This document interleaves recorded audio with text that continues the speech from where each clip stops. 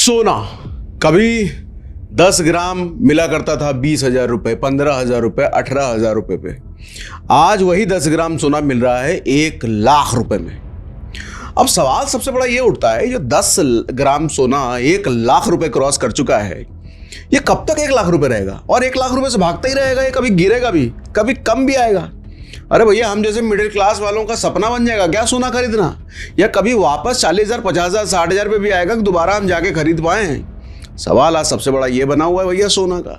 तो आज हम सोने के बारे में बात करने वाले हैं कि ऐसा क्यों हुआ है, ये भागा क्यों है, और ये भागा तो है, वापस भी कभी आएगा, हमारी पकड़ में आएगा कभी? तो आज हम ये जरा डिटेल में आपसे बात करेंगे। देखो भैया, 10 ग्राम सोना आज 1,00,000 का हो गया है, ये तो हमको दिख रहा है। वो सोना जो हमेशा धीरे धीरे रेंगता था और आज बन गया है बुलेट ट्रेन। बुलेट ट्रेन वाली स्पीड पकड़ ली है इसने। सिर्फ 1 साल में 30% से ज्यादा उछाल आया है, सिर्फ 1 साल में। मतलब 4 महीने में इसने तबाही मचा दी है। और अगर 2024 से गिनो तो कुल मिलाकर के 45% तक का उछाल दिया है इसने, अगर 2024 पूरा लिया जाए। मतलब ऐसा लग रहा है कि सोने में भैया आग लगी हुई है, और एक ऐसा आग जो बुझने का नाम ही नहीं ले रही है। हर तरफ मीडिया में कह रहे हैं कि भैया 50,000 आएगा, 55,000 आएगा, लेकिन ये लाख भाग भाग के लाख पहुंच गया। अब ऐसे में देश हो या जनता, हर कोई सोना इकट्ठा करने में लगा हुआ है। और इसी चक्कर में आप देखो तो जनवरी से अप्रैल तक 20 बार, ध्यान से सुनना, जनवरी से अप्रैल तक यानी कि 4 महीने में 20 बार इसने अपना लाइफ टाइम हाई बना डाला है। याद है वो बचपन में हम खेल खेलते थे, अक्कड़ बक्कड़ बम्बे बो, 80-90 पूरे 100। आज के टाइम में सोना ना बिल्कुल यही कर रहा है। 80,000 गया, फिर 90,000 गया, और फिर सीधा 1,00,000 चला गया। लेकिन यहाँ पे सवाल ये बनता है कि कई सारे सवाल बनते हैं। सबसे पहला सवाल ये है कि ये जो सोने के दाम में आग लगी है, ये क्यों लगी है, और ये आग बुझेगी कब भैया, ताकि हम खरीद पाए? सवाल तीसरा ये है कि सोना सस्ता कब होगा, और क्या इसमें भी स्टॉक मार्केट की तरह क्रैश आ सकता है क्या? तो आज ये सारी चीजें आपको समझाता हूं। देखो, सोना सिर्फ चमक नहीं है, ये इज्जत है, भरोसा है। गांव शहर में आप देखो, शादी ब्याह में आप देखो, त्योहार देख लो, हर जगह सोना हमारे को चाहिए। और खास करके मिडिल क्लास में इसका क्रेज कुछ ज्यादा ही होता है। अमीरों में भी होता है, लेकिन मिडिल क्लास में सोने की एक अलग वैल्यू होती है। घर में संतान आए, बहू आए, सोना ही दिया जाता है भैया। सोना दिया तो सबसे अच्छा दिया, इससे अच्छा क्या होगा? घर वाले धीरे धीरे गोल्ड को जोड़ते चले जाते हैं, और वही बन जाता है उस परिवार का गोल्ड रिजर्व।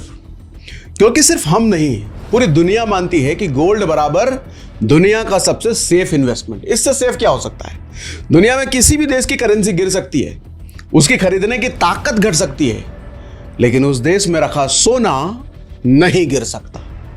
गोल्ड एक तरह से यूनिवर्सल करेंसी होता है। मतलब पूरी दुनिया में इसकी एक वैल्यू है, एक जैसी वैल्यू है। जो भारत में है वही अमेरिका में है, वही रूस में है, वो कहीं और भी है। एक एग्जांपल से समझाता हूं आपको। मान लो आप किसी XYZ देश में रहते हो। 5 साल पहले आपने 1,00,000 रुपए का 50 ग्राम सोना खरीद लिया। 1,00,000 रुपए 50 ग्राम मुश्किल है, लेकिन चलो मिल गया आपको, आपने खरीद लिया। अब वहां की इकोनॉमी हो गई बर्बाद, करेंसी की वैल्यू आधी रह गई। आपके 1,00,000 रुपए से अब ज्यादा कुछ आप खरीद तो सकते नहीं, क्योंकि करेंसी की वैल्यू घट गई है। लेकिन वो जो 1,00,000 का सोना आपने लिया था ना, उसकी वैल्यू आज भी उतनी ही रहेगी। उसका उल्टा उसका वैल्यू बढ़ गया होगा। तो सोने की ये ताकत है कि भैया उस देश की करेंसी की वैल्यू घट सकती है, बढ़ सकती है, लेकिन सोना घटेगा नहीं, वो तो बढ़ेगा ही। हाँ, टेम्परेरी टाइम में घट बढ़ सकता है, लेकिन लंबे समय में सोना तो बढ़ना ही बढ़ना है। एक और बोनस बात क्या है कि इसमें शेयर मार्केट जैसा झटका भी नहीं लगता, ऑलमोस्ट नहीं लगता। कभी कभी हल्का फल्का लगता है, लेकिन ऐसा कुछ नहीं, क्रैश ऐसा हो जाएगा। अब क्यों कह रहा हूं मैं, आगे बताऊंगा। ये देखो, सोना किसी देश की करेंसी से बंधा नहीं होता।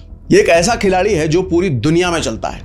चाहे डॉलर हो, रुपया हो, ये सब पे भारी पड़ता है, और हमेशा ही भारी पड़ता है, और हमेशा से भारी पड़ता आ रहा है। और यही वजह है कि लोग इसे सबसे सेफ इन्वेस्टमेंट मानते हैं। ये ना डोलता है ना हिलता है, बस धीरे धीरे चलता रहता है, बढ़ता रहता है। अब देखो, ये बताता हूं कि इस साल ऐसा क्या हुआ कि सोने में आग लगी और ऐसे सरपट दौड़ा है ये। देखो, हुआ क्या है कि साल की शुरुआत में सोना था करीब 76,000 पे। फिर एक ऐसा तूफानी दौड़ा ये, जैसे स्कूल की छुट्टी होते ही बच्चा कैसे भागता है, वैसे ही सोना भागा है। सिर्फ 112 दिन में पूरे 30,000 उछल के सीधा 1,00,000 के पार झंडा गाड़ दिया इसने। बीच में हल्का फुल्का फिसला था, लेकिन वापस ये अभी भी आप देखो तो 1 लाख पर ही कुर्सी जमा कर टिका हुआ है। अब सवाल ये उठता है कि भैया ऐसा क्या हो गया है कि जनवरी से अप्रैल के बीच जो सोना भागना शुरू हुआ है रुक ही नहीं रहा है? क्या सोने ने कोई एनर्जी ड्रिंक पी ली है? क्योंकि ग्राफ अगर इसका आप देख लो, ऐसा लगेगा भैया माउंट एवरेस्ट को पीछे छोड़ने की ठान ली है सोने ने। अब सवाल ये है कि ये अचानक उछाल आया क्यों? अब मेन रीजन ये समझाता हूं। देखो हुआ क्या है, ये जब से चाचा आए हैं, चाचा का मतलब डोनाल्ड ट्रंप जो आए हैं, उनका ये ड्रामाबाजी जो चालू हुआ है, इसने सोने में आग लगाई है। कैसे? अमेरिका के प्रेसिडेंट डोनाल्ड ट्रंप जैसे ही रेस में आए हैं, इन्होंने पूरी दुनिया की इकोनॉमी को झटका लगाया है। उनके टैरिफ, ट्वीट, उल्टी सीधी पॉलिसीज, इन सब ने मार्केट में एक अनसर्टेनिटी का माहौल बना दिया। इसके बाद जब डोनाल्ड ट्रंप फाइनली राष्ट्रपति बन गए और टैरिफ वाले प्लान से कहर ढाने लग गई पूरी दुनिया में, तो जो डर था पूरी दुनिया में, पिछले कुछ महीनों से ये डर जो चल रहा था, वो हकीकत में बदलता चला गया। इन्वेस्टर्स डर के मारे सोने में घुस गए, मतलब गोल्ड में घुस गए, क्योंकि सोना का मतलब आखिरी होप, लास्ट होप और स्ट्रांग होप। ऊपर से रसिया यूक्रेन का जंग अलग ही चल रहा है भैया, इसराइल गाजा का टेंशन चल रहा है, ईरान यूएसए की लड़ाई चल रही है। सब मिला जुला के देखा जाए तो माहौल गर्म हो गया है। सेंट्रल बैंक भी सोना खरीदने की लाइन में लग गया। जब इन्वेस्टर डरते हैं तो समझो देश की सरकारें भी डर जाती है। और इसलिए 2022 में सेंट्रल बैंक ने 1082 टन सोना खरीदा था, 2023 में 1037 टन खरीदा, 2024 में 1045 टन खरीदा, 2025 के जनवरी फरवरी में 44 टन और जोड़ दिया भैया। मतलब 2010 से 2021 तक अगर आप देखो तो ऑन एन एवरेज यहां पर सेंट्रल बैंक ने 400 से 450 टन सोना खरीदा है। और 2022 में यह क्वांटिटी डबल से भी ज्यादा हो गई भैया। यही नहीं, सोना खरीदने की इस दौड़ में भारत भी काहे को पीछे रहेगा? हम काहे को पीछे रहेंगे? हम भी लगे हैं भैया। इंडिया भी पीछे नहीं है। 2023 में इंडिया ने खरीदा 72 टन, 2025 के अप्रैल तक ऑलरेडी 55 टन खरीद चुका है भारत। मतलब अब ये शॉपिंग रुकने का नाम नहीं ले रही है, बढ़ ही जा रहा है। क्योंकि सोना एक सुरक्षा कवच होता है, इकोनॉमी डूबे तो यही काम आता है। अब जरा ये समझना कि ये सरकारी बैंक सोना क्यों खरीद रहे हैं, ये हर देश सोना खरीदने में क्यों लगा हुआ भैया, ऐसा क्यों है? देखो होता क्या है, जब पूरी दुनिया में अनसर्टेनिटी मतलब इकोनॉमी का खतरा डगमगाता है ना, डगमगाता बोलेंगे क्या बोलेंगे, अब जो इकोनॉमी का खतरा समझ में आता है। अब डोनाल्ड ट्रंप के ऐसे निर्णयों की वजह से पूरी दुनिया में जो हड़कंप मचा है, किस देश की इकोनॉमी के साथ क्या हो जाए, ये जो डर का माहौल बना है, ऐसे में उनको एक ही सुरक्षा कवच याद आता है, वो है सोने का सुरक्षा कवच। इकोनॉमी डूबे तो यही काम आता है भैया। इसको आपको एक एग्जांपल समझाता हूं कि कैसे 1991 में भारत के लिए सोना बना था सुरक्षा कवच। दरअसल हुआ क्या था, 1991 में इंडिया के पास सिर्फ 3 हफ्तों का सामान इंपोर्ट करने का पैसा बचा था। 91 का टाइम आपको याद होगा भैया, बुरा समय था, इकोनॉमिक तंगी आ गई थी भारत पर। तो ऐसे में तेल गैस मंगाना बड़ा मुश्किल हो गया था भारत के लिए। तब भारत सरकार ने 67 टन सोना गिरवी रखा था बैंक ऑफ इंग्लैंड वगैरह में, अलग अलग जगहों पर, और $600 मिलियन उठाए थे, कर्ज लिया था। उसी पैसे से देश को इस क्राइसिस से बाहर निकाला गया। तो सोना यहां काम आता है। बाद में जब हालात ठीक हो गए तो अपना सोना वापस ले लिया पैसे को देकर के। अब सवाल नंबर 2 पर आते हैं, जो आपसे शुरुआत में कहा था, ये आग कब तक बुझेगी? देखो 1 लाख तक तो ये पहुंच गया है, फिर थोड़ी बहुत ऊपर नीचे हुई कीमतें, लेकिन आप इसको 1 ही लाख अभी देख सकते हो। लेकिन बड़ी गिरावट अभी कोई आई नहीं है। एक्सपर्ट्स की अगर आप सुनो तो वो लोग ये कहते हैं कि 2025 के एंड तक सोना 1 लाख के आसपास ही रहेगा। लेकिन अगर ग्लोबल टेंशन कम हुआ और मार्केट स्टेबल हुआ तो सोने में गिरावट पॉसिबल है भैया। लेकिन ध्यान रहे, मैंने क्या बोला, ग्लोबल टेंशन कम हुआ तो। अब आते हैं सबसे इंपॉर्टेंट और आखिरी सवाल पर कि क्या सोने की कीमतों में क्रैश आ सकता है? क्रैश का मतलब क्या होता है? 1 लाख से सीधा 50,000 आ जाना, ये हुआ क्रैश। क्या ये पॉसिबल है? तो समझो, जवाब है हाँ, और इतिहास इसका गवाह भी है, ये पॉसिबल है। अब एक 1980 की घटना आपको बताता हूं। 1980 में सोना अपने रिकॉर्ड स्तर पर चला गया था, लगभग $850 पर आउंस तक चला गया था। अब कहोगे आउंस क्या होता है, समझाता हूं। देखो इंडिया में जैसे सोने को तोले से नापा जाता है ना, तोला बोलते हैं, 10 तोला, 20 तोला, 50 तोला, ऐसे तोला बोलते हैं ना, ऐसे ही अमेरिका में यूज होता है आउंस। 1 आउंस में करीब 28 ग्राम होता है। अब देखो उस समय सोने में आग क्यों लगी थी, थोड़ा सा इसका कारण आपको बता देता हूं, फिर सोल्यूशन पे आता हूं। अमेरिका में भयंकर इन्फ्लेशन आया था, मतलब महंगाई बहुत बढ़ गई थी।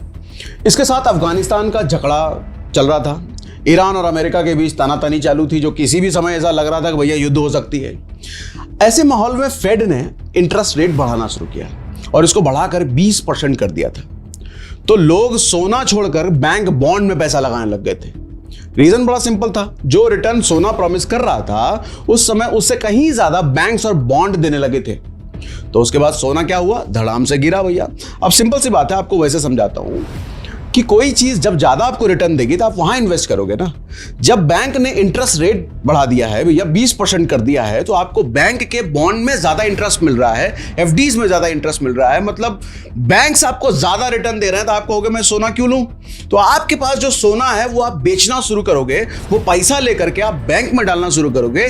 जब आप लगातार सोना बेचना शुरू करोगे तो सोने का भाव गिरेगा। और यही हुआ था उस वक्त। 1980 खत्म नहीं हुआ और सोने की कीमतों में 40% से ज्यादा गिरावट आ गई थी। और आगे आगे जैसे जैसे ग्लोबल टेंशन ठीक होता गया, सोने की कीमत कुछ टाइम में ही लगभग $850 था ना, $300 पर आउंस तक फिसल के चला गया। मतलब 850 से 300, तो बड़ी गिरावट, लगभग क्रैश आप इसको कह सकते हो। तो ये हुआ था। हालांकि क्रैश का मतलब ऐसा नहीं कि किसी भी टाइम पे कुछ भी हो जाएगा, एक सर्टेन बड़े रीजन के साथ ये सारी चीजें होती है। अब सोचिए, कुछ ही सालों में अपने लाइफ टाइम हाई से सोना 65% गिर गया। क्राइसिस में सोना भागता है, लेकिन स्टेबल टाइम में सोना थम जाता है और कभी कभी धड़ाम भी हो जाता है। आज के माहौल में इसकी जो रफ्तार है, जो बुलेट ट्रेन की रफ्तार इसने पकड़ी है, इसमें कब ब्रेक लग जाए और ये कब पटरी से उतरे, इसके पीछे सबसे बड़ा फैक्टर यही रहेगा कि ग्लोबल इवेंट्स कैसा रूप ले रहे हैं। चाचा जो बैठे हैं अमेरिका में, उनके क्या क्या डिसीजंस हैं, ये सबसे बड़ा कारण है। अमेरिका के राष्ट्रपति टैरिफ को लेकर के थोड़ा नरम रुख करते हैं तो कीमतें कम होंगी, लेकिन अगर चीन और अमेरिका टैरिफ को लेकर एक दूसरे के साथ बातचीत करके मामला सुलझा लेते हैं और वहीं रूस और यूक्रेन का अपनी लड़ाई बंद कर देते हैं, तो सोने की कीमत में आप देखोगे जोरदार गिरावट मिलेगी। फिर आम आदमी के पकड़ में वापस से सोना आ जाएगा, जो अभी भाग गया है। देखो भैया, मतलब साफ है, पूरी दुनिया में जितनी स्टेबिलिटी रहेगी, सोने की कीमतों में नरमी उतनी बनी रहेगी। अब डोनाल्ड ट्रंप ने फिलहाल 3 महीने यानी कि जुलाई तक टैरिफ पर रोक लगाया है। ऐसे में यह कहना सेफ होगा कि इन 3 महीनों के बाद टैरिफ को लेकर ट्रंप का क्या रुख होगा, उससे यह डिसाइड होगा कि सोने की कीमत कितनी गिरेगी। तब उम्मीद है मैं आपको समझा पाया हूंगा कि सोने का भाव क्यों भागता है, अभी क्यों भागा है, और सबसे बड़ा सवाल ये भैया 50,000 रुपये आएगा कि नहीं आएगा, वापस मिडिल क्लास की पकड़ में आएगा कि नहीं आएगा।